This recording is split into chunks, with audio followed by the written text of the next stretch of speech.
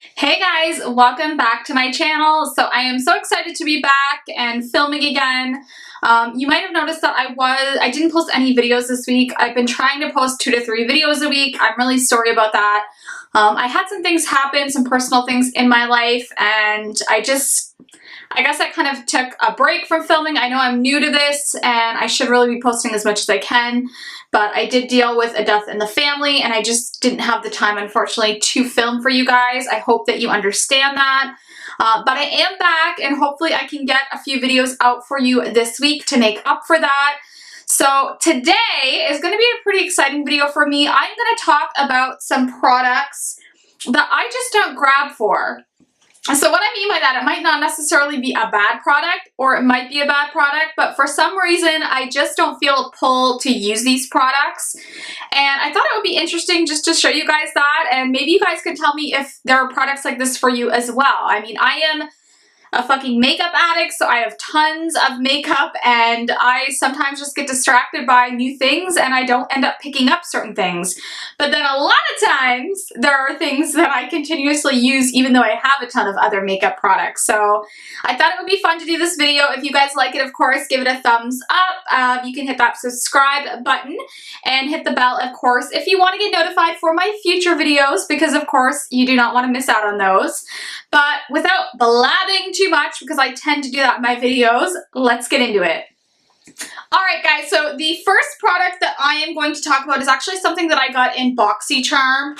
Was this in I think it was in the last one that I just got, or the month previous, but this one is the Bare Minerals Invisible Light Compact. Now this has it's a translucent powder duo. It has a glow side and supposedly a matte side. So it has a mirror on the inside. This is what the shades kind of look like. I don't know if you can really see that well. My lighting's not the best. But this side is the glow side, which you can kind of tell on camera. And this side is the matte side. So I just don't find I grabbed for this. I kind of liked it when I first got it, but then I don't know. It didn't seem to really be working. I used it underneath my eyes and I don't know. It just didn't work that well. I don't find it has like a ton of pigmentation. It does feel kind of soft to touch, but I don't know. There's just something about this I don't really like. The glow side is kind of pretty, but it doesn't really do much. Like, it's definitely not a highlighter that I would use. So I'm not sure. I just haven't been pulled towards using this. I used it the first few days I got it, and then I just kind of put it with my makeup and never touched it again. But I don't think this is that great. I've heard a few videos where a lot of people didn't like it. I do have some of the Hourglass powders, and I thought these would compare to that, but I don't know if they really do after I've been using this. So I liked it at first, but I'm not a big fan of it now, and I just don't seem to be gravitating towards this. So this is one of the products that I just don't grab for anymore. Alright guys, so the next product I'm going to talk about is a favorite here on YouTube, and I love this brand so much. This is the Wet n Wild Photo Focus Foundation. So there has been tons of buzz about this all over YouTube. A lot of people, I shouldn't say everyone, a lot of people recommend this and love it. I just don't get it. I guess it's my skin type maybe. I do have normal to dry skin, but I am more on the normal side, so I figured this would work for me. It is really like cheap, inexpensive. I think it's like $4.99 or $5.99 or something like that, depending on where you buy it. You can get it on the Wet n Wild website as well, and I'll of course have this link down below. Now, like I said, this works for a lot of people, so I'm not telling you not to buy this because it may work for you and it's really inexpensive. Like I said, I do love Wet n Wild, but for whatever reason when I wear this, I don't know. I feel like I look almost dead. It is a color match for me. I think it's Rose Ivory, which is a light kind of light color with pink undertones, if I can get that out. But yeah, I don't know. I don't like this. It breaks up really easily throughout the day around my nose area, around my mouth. I find within like a couple hours of wear too, it just shows all of my pores. I don't know. I've tried it with a bunch of different primers. I don't really like this. I'm not a fan. And not to mention, the smell of this is really god-awful. It kind of smells like paint. I can get past it because it does go away once it's on your skin for a little while, but I don't know. I all around don't care for how this wears on my skin type. Like I said, a lot of other people like it. I am curious to see if I could try it, maybe mixing it in with like a liquid highlighter to see if that maybe makes it work better for me. So I may still try it. But as of right now, I have not been grabbing for this. I think I used it twice and then I just was like, I don't want to use this again.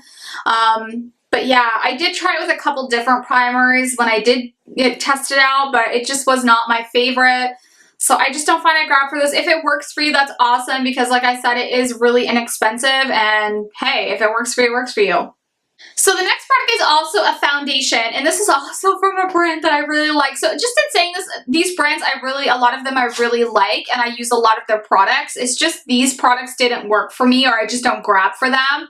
So the next one, this is a foundation as well. This is from Pure Cosmetics, and this is their Bare It All 12-hour 4-in-1 skin perfecting foundation. So you can see the packaging better there. And it does have a couple strips where you can see the color. For some reason, I got blush medium, which is a little probably too dark, but I did get this earlier in the summer, so that's probably why. It's a high performance 12-hour demi-matte foundation. It helps to cover imperfections and instantly perfect the skin. That was some of the claims on it. I did see Taylor on, I'm not sure how to say her channel name, Talia. I'm probably saying that, I'm brutally saying that wrong, but her name is Taylor. She has a channel, I will link her down below. She used this foundation and I think she actually quite liked it. So I really love her, so that's one of the reasons I bought this. But a lot of other people give this bad reviews, so I don't know. It's kind of mixed and I think it really depends on your skin type. I should have probably figured, if you watch Taylor, she does have more kind of, I think, prone to more oily skin, whereas I'm more normal to dry. So I probably should have known this wouldn't work for me, but I wanted to grab it anyway. It's not a bad price foundation, honestly, either. I can't remember how much I paid for this, but it's not a horribly high price. It's kind of in the middle. This is just such a thick foundation. I don't even know. I don't like the tube, first off. Like, the tube is not even, I don't know. It's weird, like where the labels meet, it doesn't come out, it's just kind of flat. It's just the packaging is strange on it. It's really cheap feeling, and it's just a squeezy tube, but it is so thick. I'm not even gonna take it out, but if you put this on like a beauty blender or your brush, it'll actually keep pulling almost in a string from whatever you put it on. I don't know, it's really thick. You can feel it on your skin. It doesn't blend easily. That was my biggest issue with this. And like I said, it was super thick. I don't like thick foundations. I tend to like my foundations a little less on the thick side, but with decent coverage that feel more lightweight. This does not feel lightweight. And like I said, it just, I don't know, it doesn't build well on the skin. It doesn't wear great throughout the day. The more I've worn this, the more I haven't liked it, and I've kind of not been grabbing towards it. It's another foundation though that I kind of want to try mixing in with some others to see if I like it better, but I don't know, just not for me. But like I said, I did see this from a recommendation from Taylor on her channel, which I'll link down below. If you're someone with more oily skin or suffers from acne or cystic acne, which she does, you may enjoy this, but just for me, it's not something I've been grabbing for, and it's not a favorite of mine. Alright, so the next product I'm going to talk about, I really love his brand as well. So this is a Jeffree Star Cosmetic Skin Frost. So this one is in Princess Cut. So I love his packaging. It's like frigging huge. It's a really pretty like pink color, like a baby pink color. And like I said, I love the packaging. Really beautiful. If you've seen Jeffree Star, which I'm sure you have, I watch him here on YouTube. I don't know why I don't grab for this highlighter. I got it and I was so excited because I always wanted to get one of his Skin Frosts, and I don't know, I don't grab for this. I actually find it to be quite, I don't know, I like softer formula highlighters, and this to me is just really firmly pressed. That's kind of just like a swatch. I don't find it as pigmented either as I want it to be, like when I swatch them out. I don't know, you can't even really see it, and I don't know, maybe it's just the color or the color with my skin. But I personally, this just isn't a favorite of mine. I know I'm going to get a lot of crap about this because I know so many people love his Skin Frost, and maybe I will like other shades. It's not that I don't like this, like I have worn this and it looks pretty, but I do find I have to build it up, and it tends to be more on the chunky side, very firmly pressed. It's just not my favorite highlighter that I have in my collection. So yeah, it's kind of why I put it in here. I don't grab for it, but like I said, a lot of people love these, and I'm sure maybe if I tried a different color, I may like it a little bit more, but just for me, it's not something that I find myself really gravitating towards. So the next product that I have is actually a product that I got is like at 100-point perk from Sephora. So this is one of the NARS blushes, and this one is in Orgasm, and of course we know Orgasm because this is like a famous blush. So it looks beautiful in the pan, and I decided to get this. It gives you 3.5 grams, which is actually a pretty good sample size, and I was like, I kind of want to try it, but I don't want to pay for the full blush, and I'm kind of glad I didn't. I like this. I think the color is beautiful, but I will say I'm not sure if it's different in the actual full-size pan, but I find this really rough, like almost, I don't know, you can almost hear it. I don't know if you guys can hear it, but it's just really kind of gritty. The color is pretty, if you can see that color. Like, it's a really pretty subtle color. You can build it up. It does have a sheen to it. I will say there's no like gold particles in it, which it does have like a gold shift, but I used to hear that there used to be like gold glitter particles, and I don't find that in there, but I don't know, it's just a little rough, and I don't find it blends out as well as some of the other blushes I have. I really like for blushes the Tarte Amazonian Clay blushes. They're one of my favorite formulas. I like the Physicians Formula Butter Blush in the darker shades, Vintage Rouge and Rosy Pink. They're really fucking good formulas, so if you want to try those, definitely do. But I don't know, and I also like actually the Hourglass Ambient Blush. Beautiful. I can't remember which one I have, but I really like that. I'm actually tempted to buy that new holiday collection they just put out with the rose gold packaging. Super expensive, but I know it'll be amazing. But anyways, back to this NARS Orgasm blush. I don't know, not my favorite. I'm glad I got it in 100-point perk. I do think it's a nice shade, and I'll still probably use it. I just don't really pick this out a lot when I'm picking a blush, so that, you know, it's just not something I grab for. That's why it's in this video. I gotta stop saying that, but you guys get it. So the next product I'm going to talk about is from e.l.f. I freaking love e.l.f. They actually have right now going on, if you go to the website, 30 days of like all new products, which is kind of exciting. I'm going to wait until the end though, I think, to see what I really want from the 30 days. But before I go on too much, I mainly want to talk about this e.l.f. Aqua Beauty. It's an part of their Aqua Beauty line. I thought it would be beautiful. I looked at it online and I automatically bought it. So this is one of their eyeshadow palettes. What is this one? This one is called Island Breeze. Now I do like on the back they have a little sticker with the name. I always notice most e.l.f. products actually don't have like this name of the products on it, which kind of drives me insane. It's only in the boxes. But this one does have a little sticker with the name of the palette on the back. So these shades look really beautiful. They actually swatch really nice, but they do not wear good at all. The packaging is not bad. I mean, it's just like a plastic packaging, but I kind of like the blue, and it has a nice mirror. But the formula on these, when I first seen these, I thought these were actual shadows, like powders, but they are creams, and they're almost like a putty feeling, kind of like those Stila highlighters. But these have no staying power on the eyes. They crease really bad no matter what primer you use, and they don't last. By the end of the day, you won't even have any of the shade left. So I don't know. I did a review on these. I'll throw that up in the cards if you guys want to see that. But this just wasn't something that worked for me. If it had, I would have purchased the other one, which is like kind of blue taupey shades. I would have bought that one, but this one just didn't work, and I don't grab for it. I'll probably end up decluttering this just because I don't, like I said, I don't grab for it. I don't like how it wears. But yeah, that's pretty much the story on this. It's from e.l.f. If you have tried this and like it, let me know in the comments, but it's just not a favorite of mine. Alright guys, so I'm going to talk about two more products. So this product is a product I just haven't used a lot. This is a true example of something that I don't think there's anything wrong with it. I just haven't grabbed for it. So this is the Club Tropicana 28 color foil eyeshadow palette, and this is by BH Cosmetics. It's in their typical kind of like plastic packaging. It's nothing fancy, but the colors in here are so gorgeous. I showed this on actually an unboxing video, like a haul video. I'll throw that up in the cards as well.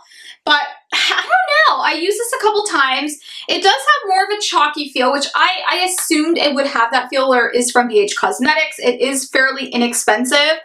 But they are fairly pigmented for the most part, and they do apply okay. I do find I have to work with these shadows more.